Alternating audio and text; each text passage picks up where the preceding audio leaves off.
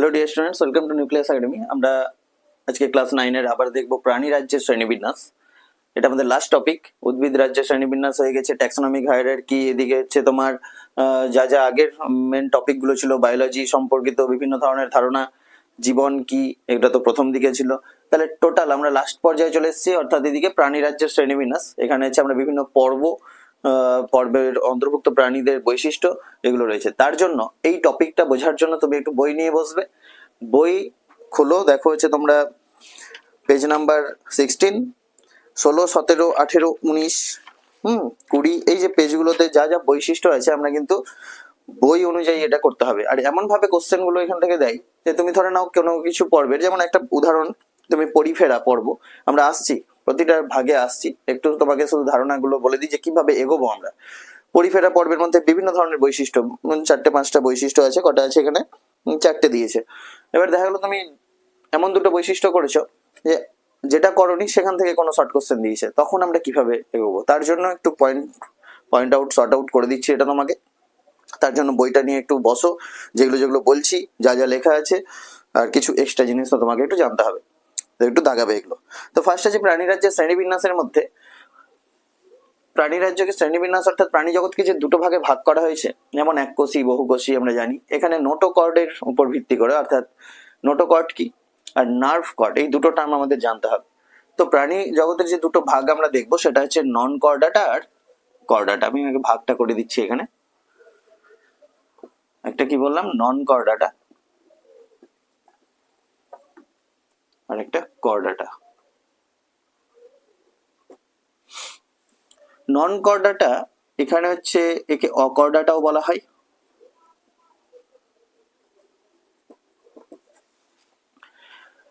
নন chordata হচ্ছে notochord থাকবে না। নোটোকর্ডটা কি দেখো, জানার বিষয়, যেখানে মানে হলুদ কালারের বক্স আছে নোটোকর্ড, নার্ভ কর্ড কি মানুষের, আমাদের ক্ষেত্রে পৃষ্ঠদেশে যে নমনীয় নিরেট হচ্ছে তোমার হচ্ছে দণ্ডাকার যে অংশ, সেটাই হচ্ছে গঠন, যেটাকে আমরা নোটোকর্ড বলছি। কোথায় অবস্থান করছে বলেছে যে পৌষ্টিক নালীর মাঝে, এবং নার্ভ কর্ড ও পৌষ্টিক নালীর মাঝে অবস্থান করছে। সঞ্চারণশীল স্থিতিস্থাপক নমনীয় নিরেট দণ্ডাকার অঙ্গ, দাগিয়ে নাও এটা নোটোকর্ড কি। নার্ভ কর্ড কাকে বলা হয় আর অবস্থানটাও তুমি দেখবে। নার্ভ কর্ড কোনটা, যেটা কর্ডাটা পর্বে প্রাণীদের ভ্রূণীয় দশায় পৃষ্ঠদেশে অবস্থিত ফাঁপা নলাকার গঠন।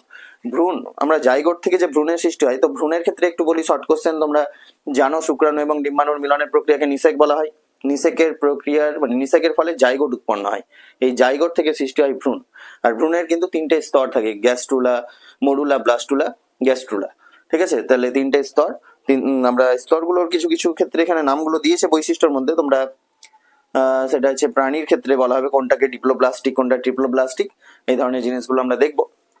তো এটা ভ্রূণের যদি 3টে স্তরের নাম জিজ্ঞাসা করে, তাহলে আমরা কি বলবো, মরুলা, ব্লাস্টুলা, গ্যাস্ট্রুলা। এটা হচ্ছে আরেকটু যখন অভিব্যক্তি চ্যাপ্টার পড়বে ক্লাস 10-এ, তখন এটার ভ্রূণতত্ত্ববিদ্যা যেটা আছে সেখানে তুমি একটু ডিটেলসে পড়বে। তাহলে হচ্ছে নন কর্ডাটা আর কর্ডাটা, এটা হচ্ছে দুটো ভাগ। এখানে পড়বো কি, নোটোকর্ড কাকে বলে, নার্ভ কর্ড কাকে বলে, হয়ে গেল দুটো জিনিস। আর নন কর্ডাটা হচ্ছে যাদের ক্ষেত্রে নোটোকর্ড থাকবে না, আর এটা চেঞ্জ করে দিচ্ছি, যাদের ক্ষেত্রে নোটোকর্ড অনুপস্থিত। নোটোকর্ড মানে এই যে নোটোকর্ড এর কথা বলছি না, এই নোটোকর্ড পরবর্তীতে মেরুদণ্ডে পরিণত হয়। কিছু প্রাণীদের ক্ষেত্রে নোটোকর্ড কিন্তু মেরুদণ্ডে পরিণত হচ্ছে, কিছু প্রাণীদের ক্ষেত্রে নোটোকর্ডই থেকে যায়। অর্থাৎ যাদের ক্ষেত্রে এই নোটোকর্ড মেরুদণ্ডে পরিণত হয় তারাই কিন্তু মেরুদণ্ডী, আর যাদের ক্ষেত্রে নোটোকর্ডই থেকে যায়, মেরুদণ্ডে পরিণত হয় না, তাদেরকে আমরা অমেরুদণ্ডী বলবো। তাহলে কর্ডাটা হচ্ছে নোটোকর্ড উপস্থিত, নোটোকর্ড উপস্থিত, তাই তো। তাহলে নোটোকর্ড অনুপস্থিত মানেই তো আমরা কি বলছি, অমেরুদণ্ডী।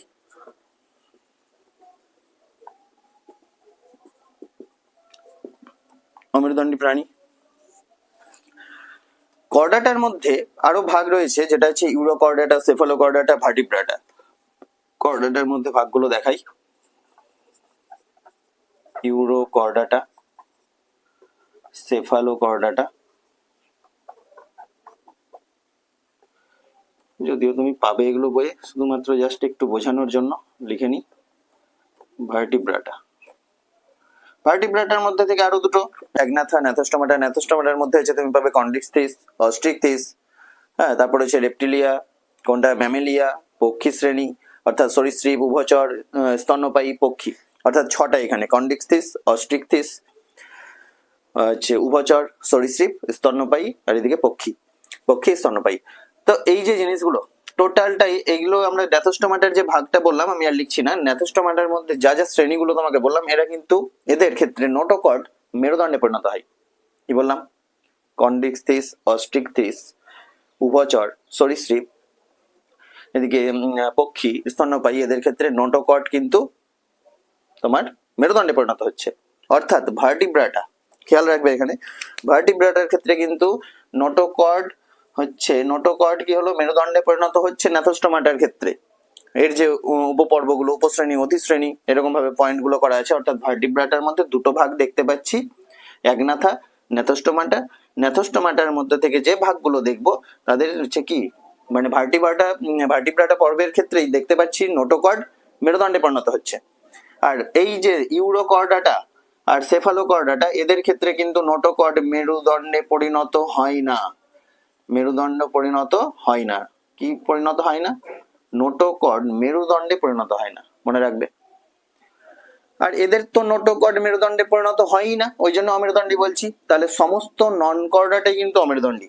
খুব ভালো করে খেয়াল রাখো কথাটা, সমস্ত নন কর্ডাটাই অমেরুদণ্ডী হচ্ছে। তাহলে সব কর্ডাটাকে আমরা কিন্তু, মানে সব কর্ডাটাকে আমরা একেবারেই মেরুদণ্ডী প্রাণী বলতে পারছি না, একমাত্র ভার্টিব্রাটা ছাড়া। যেমন ইউরোকর্ডাটা, সেফালোকর্ডাটা কি আমরা মেরুদণ্ডী প্রাণী বলতে পারবো? পারবো না, কারণ ইউরোকর্ডাটা আর সেফালোকর্ডাটার মধ্যে নোটোকর্ডই থেকে যায়, অর্থাৎ নোটোকর্ড মেরুদণ্ডে পরিণত হয় না, এই জন্য এরা কিন্তু অমেরুদণ্ডী। আবার দেখতে পাচ্ছি কর্ডাটার ভাগ, ঠিক একই রকম ভাবে ভার্টিব্রাটার মধ্যে নোটোকর্ড কিন্তু মেরুদণ্ডে পরিণত হচ্ছে। তাহলে এটাও যেহেতু কর্ডাটার মধ্যে, তাহলে এ কিন্তু ভার্টিব্রাটা, এটা হচ্ছে আমরা বলবো মেরুদণ্ডী প্রাণী। এখান থেকে একটা প্রশ্ন, খুব সুন্দর একটা প্রশ্ন আসে, সব নন কর্ডাটাই অমেরুদণ্ডী, সব নন কর্ডাটাই অমেরুদণ্ডী, সেই সব খারি খারক কি সব খারক খার নয়, প্রশ্নগুলো করেছ। সব নন কর্ডাটাই অমেরুদণ্ডী, কিন্তু সব কর্ডাটা মেরুদণ্ডী নয়।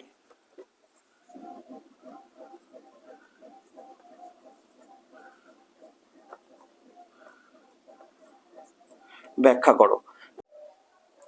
তাহলে অ্যান্সার তোমরা পারবে এটা লিখতে, সব নন কর্ডাটে অমেরুদণ্ডী, কারণ হচ্ছে এদের নোটোকর্ড থাকে না, তার জন্য এরা অমেরুদণ্ডী লিখবে। আর হচ্ছে সব কর্ডাটা মেরুদণ্ডী নয়, হচ্ছে কারণ সব কর্ডাটার ক্ষেত্রে নোটোকর্ড এই মেরুদণ্ডে পরিণত হয় না। যেমন ইউরোকর্ডাটা, সেফালোকর্ডাটা নাম উল্লেখ করবে অবশ্যই। ইউরোকর্ডাটা এবং সেফালোকর্ডাটা পর্বের অন্তর্ভুক্ত প্রাণীদের ক্ষেত্রে নোটোকর্ডই থেকে যায়, এদের নোটোকর্ড মেরুদণ্ডে পরিণত হয় না, অর্থাৎ এরা মেরুদণ্ডী নয়, অমেরুদণ্ডী।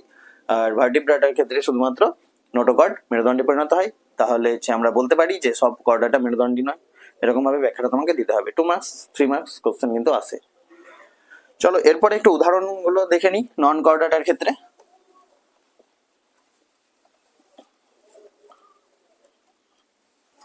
নন কর্ডাটার ক্ষেত্রে বিভিন্ন পর্বগুলো যে রয়েছে, এক এক করে পর্বগুলো হচ্ছে পরিফেরা, এটা তুমি বইয়ে পাবে, এগুলো সব পরিফেরা, টিনোফোরা, নিডারিয়া, তাই তো, নিমাটোডা, প্লাটিহেলমিনথিস, অ্যানিলিডা, আর্থোপোডা, এইভাবে পরপর হেমিকর্ডাটা অব্দি কিন্তু আছে আমাদের। কর্ডাটার ক্ষেত্রে তো বলেও দিলাম, প্লাস হচ্ছে ইউরোকর্ডাটা, সেফালোকর্ডাটা, তারপরে ওদিকে ন্যাথোস্টোমাটা, অ্যাগনাথা, ন্যাথোস্টোমাটার ভাগগুলো বললাম, এগুলো তোমরা ছক ওয়াইজ করো। দেখা হলো তোমাকে বলে দিল প্রাণী রাজ্যের শ্রেণীবিন্যাস ছকের মাধ্যমে উপস্থাপন করো, তাহলে যাতে আমি পারি। পরিফেরা, এবার হচ্ছে কি কি পয়েন্টগুলো মনে রাখবো। পরিফেরার মধ্যে 1 নম্বর দেখো বলছে দেহপ্রাচীর, বইটা খোলো, দেখো দেহপ্রাচীরে অসংখ্য ছিদ্র বা পোর থাকে, যেটাকে আবার বলা হচ্ছে, ব্যাকেটে লেখা আছে অস্টিয়া, ছিদ্র, ছিদ্রটাকে আমরা পোর বলছি, পোর মানে ছিদ্র। তাহলে পরিফেরার ক্ষেত্রে তুমি মনে রাখবে অস্টিয়া, এই একটা পয়েন্ট আমাদের লাগবে, অস্টিয়া কি। পরিফেরা পর্বের অন্তর্ভুক্ত প্রাণীদের ক্ষেত্রে ছোট ছোট দেহের মধ্যে ছোট ছোট ছিদ্র লক্ষ্য করা যায়, তখন তাকে অস্টিয়া বলবো। ছোট ছোট ছিদ্রগুলিকে অস্টিয়া বলা হয়। কি কাজের? দেহে জল প্রবেশ করে। অস্টিয়াতে তুমি বলবে দেহে জল প্রবেশ করে এই অস্টিয়ার মাধ্যমে, তাই তো। আর এদের বাইরের প্রান্তে অর্থাৎ বাইরের দিকে দেহের তোমার মানে উপরিভাগে বড় ছিদ্র থাকে, যেটাকে আমরা বলবো অস্কিউলাম। অস্কিউলাম এটা বড় ছিদ্রটাকে বলছি অস্কিউলাম, আর এটাকে হচ্ছে ছোট ছিদ্রটাকে বলছি অস্টিয়া। কি কাজ অস্টিয়াতে কি হচ্ছিল? অস্টিয়ার কাজ কি? দেহে জল প্রবেশ করছিল, আর অস্কিউলাম দিয়ে দেহের জলটা বাইরে বেরিয়ে যায়।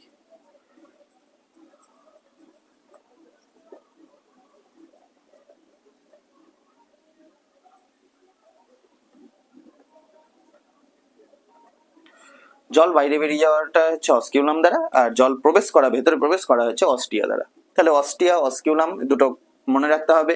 আচ্ছা, এদের যে কোষ দেখা যায়, কি ধরনের কোষ? কোষের নামটা তোমাকে মনে রাখতে হবে, কোয়ানোসাইট কোষ। কোয়ানোসাইট কোষ লক্ষ্য করা যায়। আর কি? এদের ক্যানাল সিস্টেম, জল সংবহন তন্ত্র। তাহলে ক্যানাল সিস্টেম, নালিকা তন্ত্র। কি দিয়েছে বইয়ে একটু দেখে নাও। হ্যাঁ, 3 নম্বর পয়েন্ট বলছে দেহে নালিকা তন্ত্র থাকে। 4 নম্বর পয়েন্টটা বলে দিলাম। 3 নম্বরে দেখো, কোয়ানোসাইট কোষ পরিবেষ্টিত একাধিক গহ্বর থাকে। এই হচ্ছে পরিফেরা। পরিফেরার অপর নাম তুমি একটু মনে রাখতে পারো, পরিফেরাটা কি ছিদ্রাল পর্ব বলা হয়, কিন্তু ছিদ্রাল, এটা ছিদ্রাল পর্ব। কারণ হচ্ছে এই যে ছোট ছোট ছিদ্র, বড় ছিদ্র লক্ষ্য করা যাচ্ছে, এই জন্য পরিফেরার অপর নাম কিন্তু ছিদ্রাল। তাহলে ছিদ্রাল পর্ব বলুক, পরিফেরা বলুক, যাতে পারি। ক্যানাল সিস্টেম বা নালিকা তন্ত্র। আর এখানে নালিকা তন্ত্রটা লিখে দিই। উদাহরণ সাইকন, তারপর হচ্ছে স্পঞ্জি। এদের না স্পঞ্জিন ফাইবার থাকে দেহের মধ্যে। তো স্পিকিউল, পরীক্ষায় প্রশ্ন আসে অনেক সময় যে স্পিকিউল কি, বা স্পিকিউল দেখা যায় কোন পর্বের ক্ষেত্রে, কোন পর্বের অন্তর্ভুক্ত প্রাণীদের ক্ষেত্রে? তাহলে বলবো পরিফেরা। তাহলে 5 নম্বর পয়েন্ট তোমাকে আমি লিখে রাখি, এখানে লিখে দিচ্ছি, লিখে নাও। এটা বইয়ে নেই। স্পিকিউল দেখা যায়, স্পিকিউল থাকে এক কথায়, স্পঞ্জিন ফাইবার যেটাকে বলা হচ্ছে। উদাহরণ করে নিও। আচ্ছা, চলো একটা করে লিখিয়ে দিই। বই তো একটা দুটো করে উদাহরণ দুটো করে দেওয়া আছে, দেখো। সাইকন, বাথ স্পঞ্জ। তবে বিজ্ঞানসম্মত নাম মনে রাখতে পারলে তো খুব ভালো, অন্তত একটা দুটো করে মনে রাখার চেষ্টা করো এখন ক্লাস 9 থেকেই। তাহলে সাইকন, হ্যাঁ স্পঞ্জ তো হবেই, ঠিক আছে। তাহলে এই হচ্ছে পরিফেরার জিনিস। চলে আসি নেক্সট, আমাদের দিয়েছে নিডারিয়া। আচ্ছা, নিডারিয়াতেও আছে। নিডারিয়াতে আমরা যখন পড়বো মনে পড়লো, নিডারিয়ার ক্ষেত্রে যে পয়েন্টগুলো তোমার পরিফেরাতে তুমি মনে রাখবে, এদের কিন্তু দুটি স্তর থাকে। হচ্ছে মানে বাইরের দিকে ভেতরের দিকে, এদেরকে দুটো স্তরে যখন ভাগ করা হয় তখন আমরা ডিপ্লোব্লাস্টিক বলবো, আর যখন হচ্ছে 3টে স্তরে মানে বিন্যস্ত থাকবে কোনো প্রাণীর দেহ, তখন সেটাকে হচ্ছে ত্রিস্তর বিশিষ্ট প্রাণী বলবো। তাহলে এখন এত এত পর্বের নাম জানতে গিয়ে, বিভিন্ন প্রাণীর গল্প পড়তে গিয়ে, কোন প্রাণী দ্বিস্তর বিশিষ্ট দেহটা, আর কোন প্রাণীদের দেহ ত্রিস্তর বিশিষ্ট, এটা খুব খেয়াল রাখতে হবে। তাহলে যেসব পর্বের প্রাণীদের দেহ দ্বিস্তর বিশিষ্ট হয় তাদেরকে ডিপ্লোব্লাস্টিক প্রাণী বলা হয়। কি বললাম? তাহলে দুটো জিনিস লাগবে এখানে আমাদের। পরিফেরা, চলো লিখেই দিচ্ছি, পরিফেরাতেও 6 নম্বর পয়েন্ট, এটা হচ্ছে ডিপ্লোব্লাস্টিক। ডিপ্লোব্লাস্টিক বা দ্বিস্তর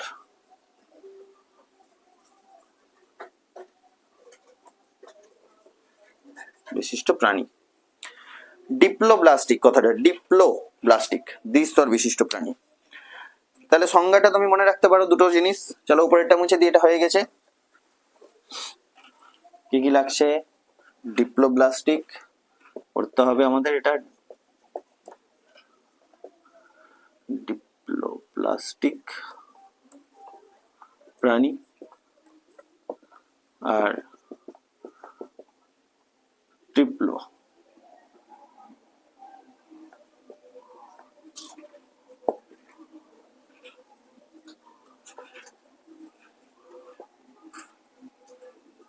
ডিপ্লোব্লাস্টিক প্রাণী।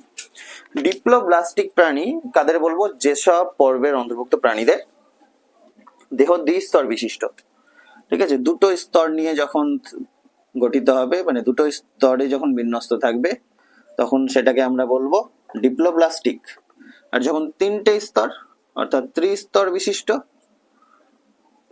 তখন সেটাকে বলবো ট্রিপ্লোব্লাস্টিক। স্তরগুলো দেখবে তুমি কোনটা, এক্টোডার্ম, তিনটে স্তর যদি থাকে তাহলে এক্টোডার্ম, এন্ডোডার্ম আর মেসোডার্ম, ঠিক আছে, আর ওখানে দ্বিস্তরের মধ্যে এক্টোডার্ম আর এন্ডোডার্ম। চলো, তাহলে হচ্ছে এই গেল পরিফেরা। এবার হচ্ছে নিডারিয়া, মুছে দিয়ে এটাকে, নিডারিয়া।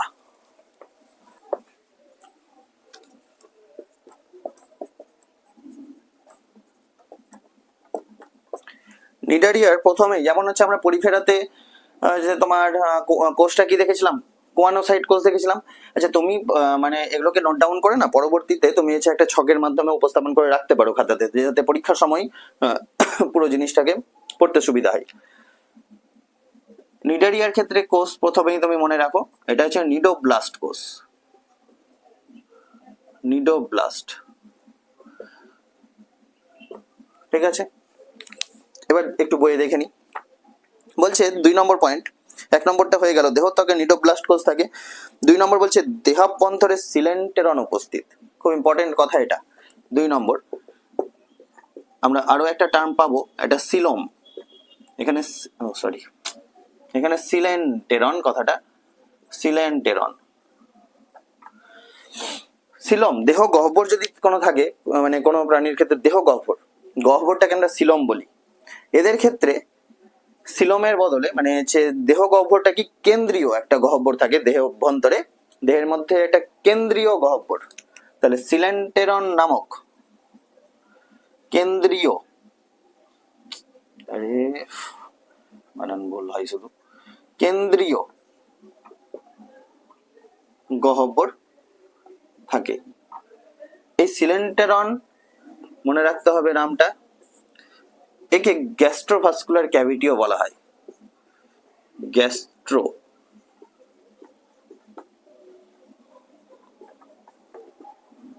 ভাস্কুলার ক্যাভিটি, মনে রাখবে। তাহলে প্রশ্ন এলো গ্যাস্ট্রোভাস্কুলার ক্যাভিটি দেখা যায় কোন পর্বে, 4টে অপশন দেওয়া আছে, ব্যাস মাথা খারাপ হয়ে যাবে, কারণ এই টার্মটা বইয়ে নেই, মনে রাখতে হবে gastrovascular cavity, Cnidaria, coelenteron, Cnidaria. চলো তারপর মুখচিত্র কোর্সিকা আছে, বিভিন্ন কোর্সিকা থাকে, তুমি ছবিতেও দেখতে পাচ্ছ, কোর্সিকাগুলো দেখানো রয়েছে। 4 নম্বর পয়েন্ট দেখো, বলছে দেহ এক্টোডার্ম ও এন্ডোডার্ম নামক দুটি স্তরে বিন্যস্ত, এক্টোডার্ম ও এন্ডোডার্ম নামক দুটি স্তর, তার মানে এটা কি ডিপ্লোব্লাস্টিক না ট্রিপ্লোব্লাস্টিক? ডিপ্লোব্লাস্টিক। উভয় স্তরের মাঝে মেসোগ্লিয়া নামক স্তর থাকে, মেসোগ্লিয়া নামক উভয় স্তরের মাঝে মেসোগ্লিয়া নামক স্তর থাকছে। মেসোগ্লিয়াটা কিন্তু আলাদা, মেসেনকাইম বলা হয় ওটাকে আবার, ঠিক আছে, মেসোগ্লিয়ার অপর নাম মেসেনকাইম, মনে রাখতে পারো। এই দুটো টার্ম আমাদের এখানে লাগবেই। আর 3 নম্বরটা এটা হচ্ছে ট্রিপ্লোব্লাস্টিক, এটা ডিপ্লোব্লাস্টিক, দুটো স্তর,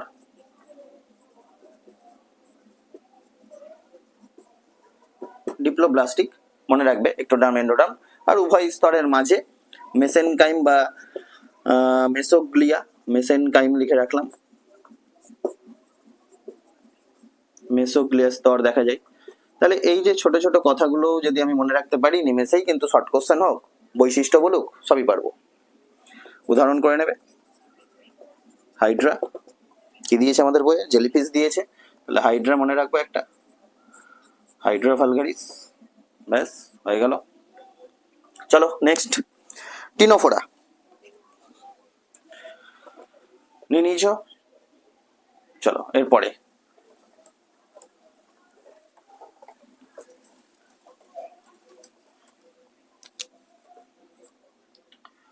টিনোফোরা। টিনোফোরাতে তুমি দেখতেই পাচ্ছ যে ছবিটা রয়েছে না, এদের দেহটা কিভাবে, ছবিটা হচ্ছে এরকম বরাবর, এই যে এই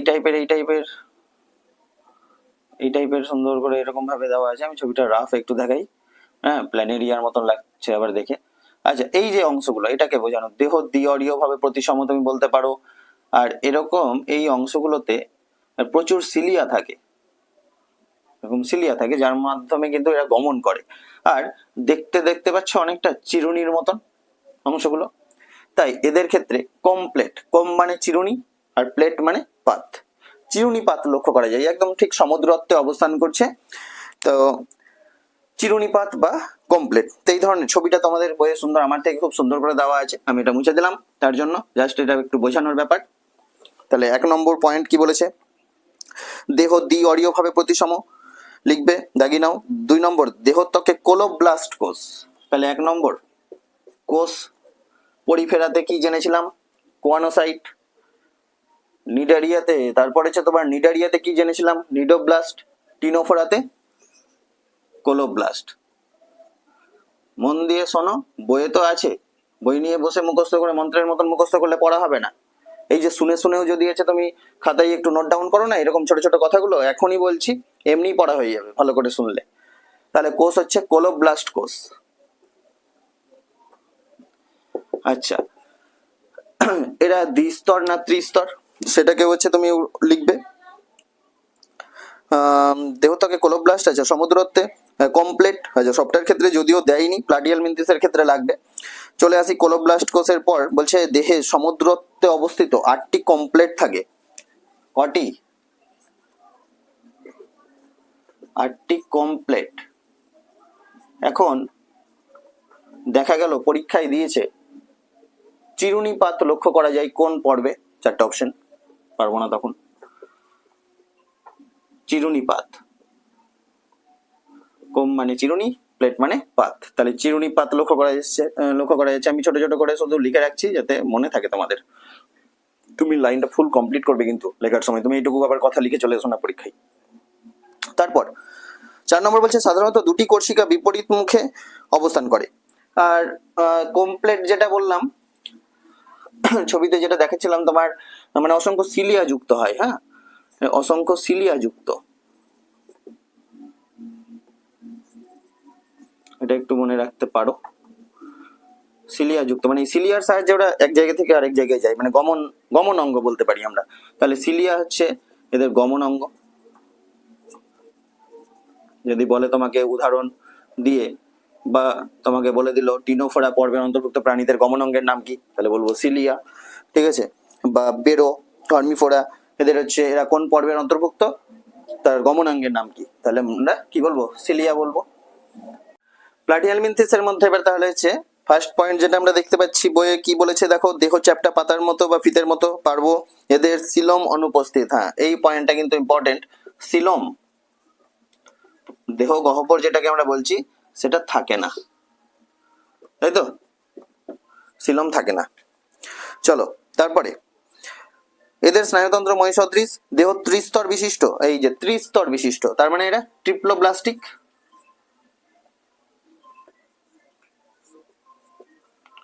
ট্রিপ্লোব্লাস্টিক প্রাণী।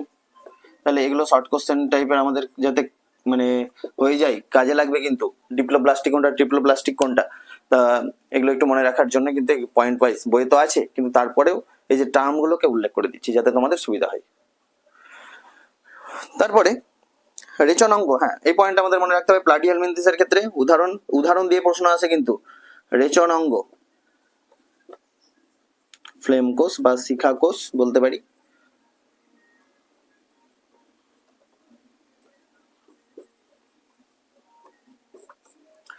উদাহরণ দেখা হলো বলে দিল ফিতাকৃমি রেচনাঙ্গের নাম কি, 9এও পড়েছো তোমরা, সরি মানে যেটা আগেও পড়েছো ক্লাস 6-এর। তাহলে 9-এর ক্ষেত্রে আমরা আবার পাবো এটা পরবর্তীতে, এই 3 নম্বর চ্যাপ্টার যখন যাবে তখন। তাহলে রেচনাঙ্গ তুমি যাও জেনে রাখবে, ফ্লেম কোষ, ফিতাকৃমি বলুক যকৃৎ কৃমি বলুক, রেচনাঙ্গ জানতে চাইলেই ফ্লেম কোষ।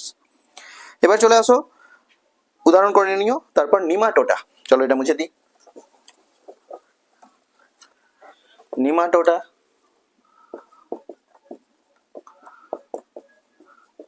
কত নম্বর, এটা 5। আচ্ছা, নিমাটোডার অপর নাম আছে অ্যাস্কেলমিনথিস, এটা একটু লিখে রাখবে, অ্যাস্কেলমিনথিস।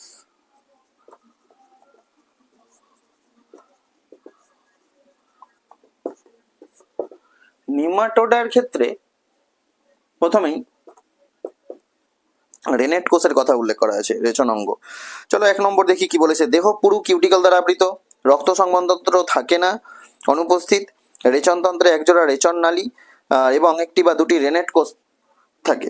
রেনেট কোষ নিমাটোডা পর্বভুক্ত প্রাণীদের রেচন অঙ্গ। রেচন অঙ্গ, রেচন অঙ্গ হচ্ছে রেনেট কোষ। এগুলো একটু উল্লেখ করে দিচ্ছি, তোমরা নিজেই খাতাতে যে পয়েন্ট আউট করে নিও এগুলো। আর হচ্ছে এরা সাধারণত রেচন ছিদ্রের মাধ্যমে রেচন পদার্থ দেহের বাইরে উন্মুক্ত করে থাকে। ব্যাস 4টে পয়েন্ট আছে, 2-3টে মিনিমাম 3টে তো করে রাখতেই হবে তোমাকে। উদাহরণ গোলকৃমি, গোদকৃমি, উচেরেরিয়া, ব্যানক্রফটি, গোদকৃমি, আর গোলকৃমি হচ্ছে অ্যাসকেরিস লুম্বিকয়েডিস। বিজ্ঞানসম্মত নাম যতটা পারবে একটু চেষ্টা করবে মনে রাখার। আর অন্তত হচ্ছে দেখা হলো গোদকৃমির ক্ষেত্রে তোমাকে বললো না, তোমাকে পরীক্ষায় বলা হলো উচেরেরিয়া কোন পর্বভুক্ত প্রাণী, ব্যাস আর খুঁজেই পাবে না। ফিতাকৃমির ক্ষেত্রে টিনিয়া, এর রেচন অঙ্গের নাম কি? যেমন ফিতাকৃমির ক্ষেত্রে বিজ্ঞানসম্মত নাম কি? Tinea solium. টিনিয়া বলে উল্লেখ করে প্রশ্ন চলে এলো, তখন আর পারবো না, ওই জন্য কিছু জিনিস একটু জেনে রেখো। চলে আসো অ্যানিলিডা, পরেরটা। অ্যানিলিডার অপর নাম লিখে নাও, অঙ্গুরিমাল প্রাণী বলা হচ্ছে অ্যানিলিডা। আছে তো প্রচুর, একটু সংক্ষিপ্ত ধারণাগুলো দিয়ে দিই।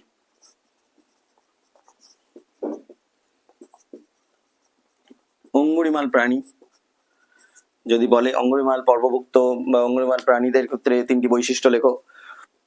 অঙ্গুরিমাল প্রাণীদের ক্ষেত্রে বলছে দেহ অসংখ্য আংটির মতো খণ্ডক নিয়ে গঠিত, ব্যাস এটা করবো 1 নম্বর।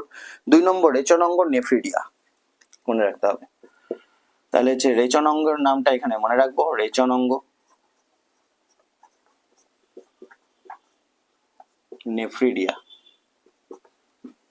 এদের নেফ্রিডিয়া, আচ্ছা উদাহরণ দেখো, কেঁচো, যোগ, রক্ত সংবহনতন্ত্র বদ্ধ প্রকৃতির, মনে রাখতে হবে এটাও, কারণ কিছু উদাহরণ আছে যাদের হচ্ছে আমরা রক্ত সংবহন, কিছু প্রাণী রয়েছে যাদের রক্ত সংবহন তন্ত্র বদ্ধ প্রকৃতির হয়। এটা যখন আমরা হৃৎপিণ্ডের ছবি টবি আঁকবো, যখন পালমোনারি সিস্টেমেটিক এগুলো সব পড়বে, তখন তুমি আরো বুঝতে পারবে রক্ত সংবহনের প্রসেসটা যখন দেখবে। রক্ত সংবহন তন্ত্র আরেকটা রেচন অঙ্গ জানার সাথে সাথে বদ্ধ প্রকৃতির, প্রকৃত সিলোম উপস্থিত, সিলোম, প্রকৃত সিলোম উপস্থিত। তাহলে রেচন অঙ্গের নাম নেফ্রিডিয়া, রক্ত সংবহন তন্ত্র, রক্ত সংবহন তন্ত্র বদ্ধ প্রকৃতির, বদ্ধ, আর প্রকৃত সিলোম থাকে না, প্রকৃত সিলোম থাকে উপস্থিত। এদের গমন অঙ্গ তোমাকে মনে রাখতে হবে, গমন অঙ্গ কিন্তু সিটা, হ্যাঁ শর্ট কোশ্চেন হয়ে গেল আমার এখান থেকে, কিন্তু গমন অঙ্গ সিটা। যদি বলে কেঁচোর গমন অঙ্গের নাম কি, তাহলে বলবো সিটা। দেহ ত্রিস্তর বিশিষ্ট, একটোডাম, মেসোডাম আর এন্ডোডাম।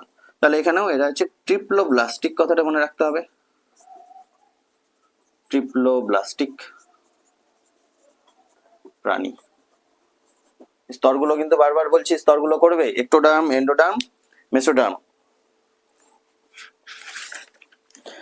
উদাহরণ করে নিও। চলে আসো পরেরটাতে, আর্থ্রোপোডা। চলো দুটো দুটো করে ছেটে মুছে দিই।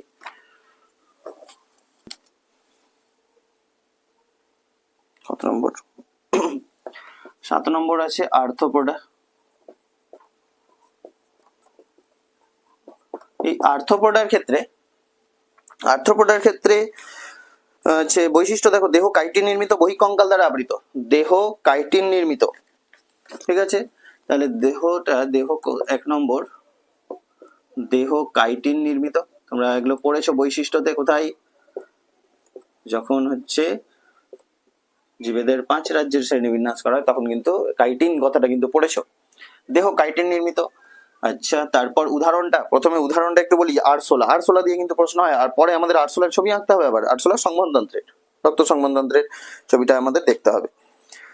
সন্ধিল উপাঙ্গ উপস্থিত, একদম বইয়ের এগুলো সব সেম পয়েন্ট গুলো কিন্তু নিব। সন্ধিল উপাঙ্গ উপস্থিত, এই আর্থ্রোপোডাটাকে সন্ধিপদ প্রাণী বলেও কোশ্চেন আসে, সন্ধিপদ প্রাণী। এখন যদি তোমাকে বলে অঙ্গুরিমাল পর্বভুক্ত অঙ্গুরিমাল প্রাণী এবং সন্ধিপদ প্রাণীর মধ্যে 3টি করে শনাক্তকরণ বৈশিষ্ট্য লেখো, বা 3টি যে কোনো একটা বলে দিল, বা পার্থক্য লেখো, তাহলে তখন গুলিয়ে ফেলবে না। তাহলে আর্থ্রোপোডা কোনটা, অ্যানিলিডা, খেয়াল রাখবে। সন্ধিলুপাঙ্গ উপস্থিত, তোমাকে মনে রাখতে হবে রেচনাঙ্গ, এদের শ্বাসঙ্গ নামগুলো। 4 নম্বর রেচনাঙ্গের নাম। উদাহরণ দিয়ে প্রশ্ন আসে, বারবার বললাম, তোমাকে বলে দিতে পারে আরশোলা রেচনাঙ্গের নাম কি, ম্যালপিজিয়ান নালিকা, সবুজ গ্রন্থি বা কক্সাস না কক্সাল গ্রন্থি দিয়েছে, কক্সাল।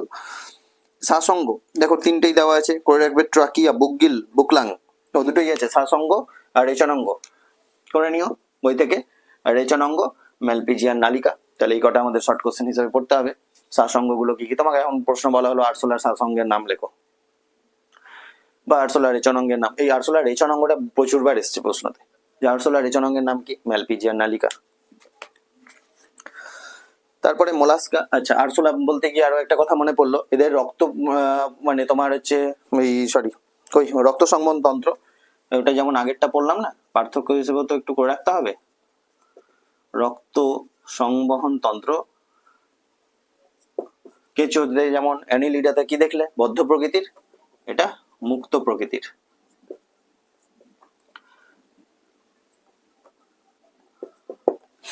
আরশোলা ক্ষেত্রে এদের বর্ণহীন রক্ত রয়েছে কিন্তু, হ্যাঁ। আর দেহ গহ্বরটা রক্তপূর্ণ দেহ গহ্বর, সেটাকে আমরা হিমোসিল বলছি।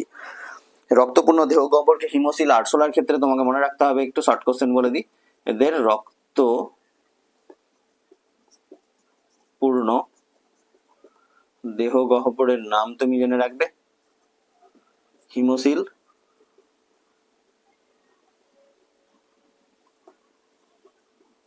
হিমোসিল। এদের বর্ণহীন রক্ত, প্রশ্ন আরশোলার ক্ষেত্রে দেয়, তাহলে বর্ণহীন রক্তটাকে কি বলবো, হিমোলিম্ফ। এইটা প্রশ্ন কিন্তু আমাদের আরশোলা থেকে কিন্তু সংক্রান্ত কোশ্চেন কিন্তু করে, যে আরশোলার রক্তপূর্ণ দেহ গহ্বরকে কি বলা হয়, হিমোসিল। আরশোলার বর্ণহীন রক্তকে কি বলে, হিমোলিম্ফ। তাহলে কোনটা হিমোলিম্ফ কোনটা হিমোসিল, এটা আমরা আর্থ্রোপোডা থেকে একটু এক্সট্রা শর্ট কোশ্চেন করে রাখবো। চলো তারপর মোলাস্কা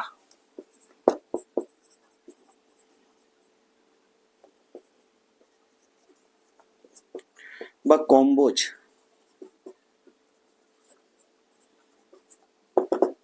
প্রাণীর ক্ষেত্রে যদি বলে মোলাস্কা, কম্বোজ। মোলাস্কা তুমি জানো এদের প্রধান দেহটি কি, খোলক দ্বারা, দেহ খোলক দ্বারা নির্মিত। কিসের খোলকটা, কিসের থাকে, ক্যালসিয়াম কার্বনেট নির্মিত, তাই তো।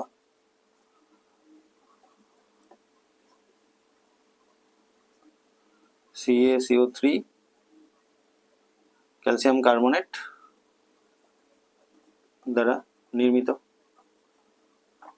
বা এক কথায় দ্বারাটা কেটে দাও, CaCO3 নির্মিত, ক্যালসিয়াম কার্বনেট নির্মিত, মানে খোলক দ্বারা গঠিত, চূর্ণ নির্মিত যেটাকে আমরা বলি। এইবার মেন্টল পর্দা, এদের যে দেহটা একটা পর্দা দ্বারা আবৃত থাকে, বিশেষ নরম একটা পর্দা রয়েছে, সেটাকে আমরা মেন্টল পর্দা বলছি। তো মেন্টল পর্দার নাম তোমাকে এখানে লাগবে, মনে রাখতে হবে, বৈশিষ্ট্যতে আমরা লিখবো। শ্বাসযন্ত্রের নাম মনে রাখবো 3 নম্বরে, আবার শ্বাসযন্ত্র বা শ্বাসঙ্গ তোমাকে যাই বলুক, টিনিডিয়াম বা পালমোনারি স্যাক, তুমি মেন্টাল পর্দাও লিখতে পারবে। রেচনাঙ্গ আছে বৃক্ক বা বজনাসের অঙ্গ, রেচনাঙ্গের নাম। তাহলে তুমি এবার নিশ্চয়ই নিজে পারবে, পয়েন্টগুলো তুলে দিলাম যেগুলো যেগুলো পড়ার জন্য, এটা নিশ্চয়ই পারবে কমপ্লিট করতে। ব্যাস, এরপরে চলো একাইনোডার্মাটা, মুছে দাও এটাকে।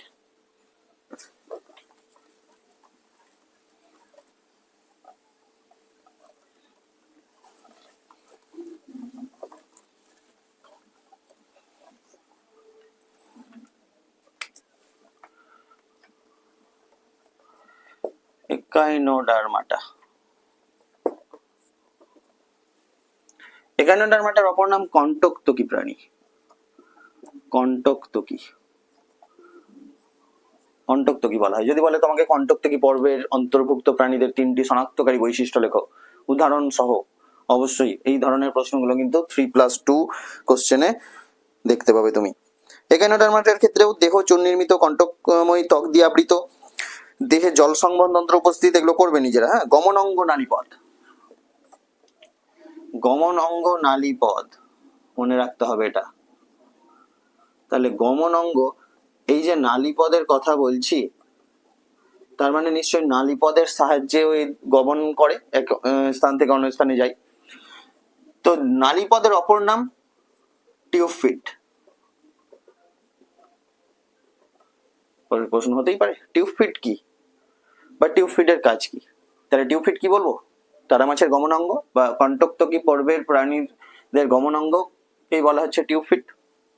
এক কথাই এক স্থান থেকে অন্য স্থানে চলাফেরা করে এই টিউবফিটের সাহায্যে। তাহলে লিখে রাখো, টিউবফিট মানে নালীপথ বা নালিকা পথ। দেহ ওরাল ও অ্যাবোরাল তলে বিভেদিত। আচ্ছা, দেহ পরিধি 5টি সমুদ্রতে বর্তমান অ্যাম্বুলাক্রা দ্বারা চিহ্নিত। 5টা সমুদ্রতে 5টা স্টারের মতন দেখতে 5টা বাহু আছে তারা মাছের ক্ষেত্রে। তারা মাছ এখানে মনে রাখতে হবে, তারা মাছ। ঠিক আছে, তারপরে হেমিকর্ডাটা, এটা 9 নম্বর ছিল, 10 নম্বর। আচ্ছা, এবার হেমিকর্ডাটার মধ্যে হেমিকর্ডাটার অপর নাম জেনে রাখবে, স্টোমোকর্ডাটা বলা হয়। স্টোমোকর্ডাটা, স্টোমোকর্ডাটা 3টে ভাগে বিভক্ত দেহটা এদের। হ্যাঁ, হচ্ছে প্রোবোসিস, কলার এবং দেহ খণ্ড, দেহ কাণ্ড, ট্রাঙ্ক। প্রোবোসিস, কলার এবং ট্রাঙ্ক নিয়ে গঠিত। গলবিলের পাশে ইউ আকৃতির ফুলকা ছিদ্র বর্তমান। 3 নম্বর পয়েন্ট ভালো করে দেখো, স্টোমোকর্ড উপস্থিতি যা প্রোবোসিস পর্যন্ত বিস্তৃত। তাহলে এগুলো হচ্ছে নিজের মতন করে একটু বৈশিষ্ট্যগুলো মনে রাখতেই হবে তোমাকে। উদাহরণ ব্যালানোগ্লোসাস, এটা পরীক্ষায় বহুবার এসেছে যে ব্যালানোগ্লোসাস কোন পর্বের অন্তর্ভুক্ত, তাহলে বলবো হেমিকর্ডাটা। এটা একটু দাগিয়ে নাও বই থেকে। তারপরে দেখো একটু বলে দিই, আছে প্রচুর, ভিডিওটা প্রচুর লেন্দি হয়ে যাবে, আমি একটু যেগুলো যেগুলো বলছি ওগুলোকে একটু দাগিয়ে নাও তোমরা। কর্ডাটা, কর্ডাটার ক্ষেত্রে কাকে বলে তোমরা পারবে, অকর্ডাটা কাকে বলে পারবে। এতটা বৈশিষ্ট্য যেহেতু যাতে কঠিন না লাগে তার জন্য পয়েন্টটা একটু করে দিলাম, করবে তোমরা বই থেকে। এই যে কর্ডাটার বৈশিষ্ট্য, উদাহরণ ইউরোকর্ডাটা, সেফালোকর্ডাটা খুব একটা কিন্তু আসে না, তুমি দেখে রাখবে শুধুমাত্র দুটো করে একটু বৈশিষ্ট্য শর্ট কোশ্চেনের জন্য। যেমন সেফালোকর্ডাটার মধ্যে দেখো ভি আকৃতির মায়োটম পেশি উপস্থিত, ইম্পর্টেন্ট লাইন এটা। রেচনাঙ্গ নেফ্রিডিয়া। ভার্টিব্রাটা বা ক্রেনিয়াটা অপর নাম। ভার্টিব্রাটা বৈশিষ্ট্যগুলো এতক্ষণ ধরে বললাম, উদাহরণ সহকারে একটু আমরা দেখছিলাম যে সব নন কর্ডাটাই অমেরুদণ্ডী, কিন্তু সব কর্ডাটা অমেরুদণ্ডী নয়। তো এগুলো একটু নিজেই একবার দেখলেই তুমি পারবে। অ্যাগনাথা আর ন্যাথোস্টোমাটা একটু দাগিয়ে রাখো, বৈশিষ্ট্যটা তুমি পড়বে, পার্থক্য আছে। ঠিক আছে, তারপর সাইক্লোস্টোমাটা দিয়েছে, এগুলো একটু নিজের মতন দেখে নিও, বলার কিছুই নেই। মেন যেটা 20 নম্বর চ্যাপ্টার, অর্থাৎ আমাদের অনুশীলনীর ঠিক আগে লাস্ট, যেটা ন্যাথোস্টোমাটার যে শ্রেণীগুলো রয়েছে না, ওখানে কন্ডিক্সিস থেকে শুরু করে আমরা হচ্ছে পক্ষী শ্রেণী অবধি গেলাম। এই কন্ডিক্সিস, এবার আমি বইটা দেখতে পাচ্ছ, কন্ডিক্সিস কোনটা তরুণাস্থি বিশিষ্ট, এটা তরুণাস্থি, নরম কার্টিলেজ যুক্ত, নমনীয়, তাই তো, নরম কার্টিলেজ যুক্ত, তরুণাস্থিটাই হচ্ছে কার্টিলেজ। অস্টিকথিস মানে অস্থিযুক্ত মাছ। তাহলে তোমাকে পরীক্ষায় কন্ডিক্সথিস আর অস্টিকথিস না দিয়ে তোমাকে বলে দিবে তরুণাস্থি এবং অস্থি বিশিষ্ট মাছেরদের মধ্যে 3টি করে পার্থক্য লেখো, উদাহরণ সহ 3টি পার্থক্য লেখো, তাহলে যাতে পারি কোনটার ক্ষেত্রে পটকা থাকে, কোনটার ক্ষেত্রে পটকা থাকে না, কোনটার কাদের কাছে আঁশ হচ্ছে কি ধরনের দেখতে, প্লাকয়েড আঁশ দেখা যাচ্ছে নাকি সাইক্লয়েড, হচ্ছে এই ধরনের জিনিসগুলো পড়ো। ফুলকা থাকে কি থাকে না, মুখস্থের বিষয় এগুলো। দেখো পরপর পয়েন্টগুলো দেওয়া আছে। আচ্ছা, লেজের ক্ষেত্রে কাদের ক্ষেত্রে লেজের প্রকৃতিটা কেমন, হেটারো সার্কেল কি হোমো সার্কেল, এটা উভচর। উভচরের বৈশিষ্ট্য, অগ্রপদ 4টি, অগ্রপদে 4টি এবং পশ্চাৎ পদে 5টি নখরবিহীন আঙুল থাকে। 3 নম্বর পয়েন্ট ইম্পর্টেন্ট। আচ্ছা, শৈশবকালে জলে এবং পূর্ণাঙ্গ অবস্থায় স্থলে অতিবাহিত হয়, উভচরের বৈশিষ্ট্য। আচ্ছা, ইংলিশ টার্মগুলো একটু করে রাখবে, যেমন উভচর না দিয়ে তোমাকে অ্যাম্ফিবিয়া বলে দিল, তখন আবার খুঁজে বেড়াবে। অ্যাম্ফিবিয়া, সরীসৃপ, রেপটিলিয়া, পক্ষী, অ্যাভিস, স্তন্যপায়ী, ম্যামেলিয়া, জানো এগুলো ছোটবেলাকার জিনিস। আচ্ছা, এবার 3 আর 5 নম্বর পয়েন্টটা একটু দেখে নেবে। 10 জোড়া করোটিয় স্নায়ু উপস্থিত উভচরের ক্ষেত্রে। উভচরের ক্ষেত্রে কি বলা হচ্ছে, 10 জোড়া করোটি স্নায়ু। মানুষের ক্ষেত্রে এই উভচর পড়তে গিয়ে আমাদের একটু মনে রাখতে হবে, উভচরের ক্ষেত্রে, মানুষের ক্ষেত্রে করোটিয় স্নায়ুর সংখ্যা 12 জোড়া, আর উভচরের ক্ষেত্রে 10 জোড়া। এটা একটা শর্ট কোশ্চেন কিন্তু করে রাখো, এতটা আমাদের হলো, এখানে একটু শর্ট কোশ্চেন। মানুষের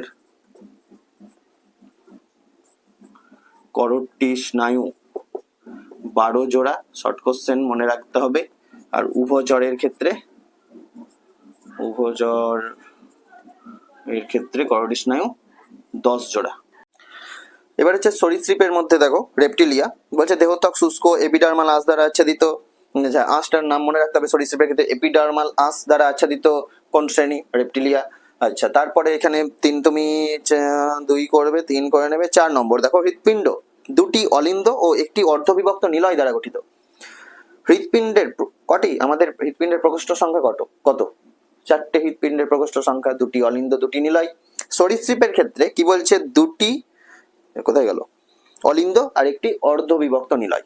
অর্ধবিভক্ত নিলয়। কিন্তু হৃৎপিণ্ডের স্ট্রাকচার তো জানো তোমরা, হৃৎপিণ্ডের স্ট্রাকচার তোমরা করেছো। ও আচ্ছা, এখানে মানে লাগবে আমাদের 3 নম্বর চ্যাপ্টারে। ভুলে যাচ্ছি, তোমরা তো নতুন। হ্যাঁ, এরকম টাইপের আমরা পরে দেখবো। এরকম না, এদের অর্ধবিভক্ত নিলয়, এরকম অর্ধবিভক্ত নিলয়। এটা 2টো অলিন্দ আর একটা নিলয়টা পুরোপুরি বিভক্ত না, অর্ধবিভক্ত। জিনিসটা বোঝাতে চাইছে। এটা সরীসৃপের ক্ষেত্রে। ব্যতিক্রম বলে তুমি মনে রাখবে সরীসৃপের ক্ষেত্রে কুমির 4 প্রকোষ্ঠ যুক্ত। কুমিরের হৃৎপিণ্ড একদম লিখে দিলাম, বইয়ে তুলে নাও, 4 প্রকোষ্ঠ যুক্ত।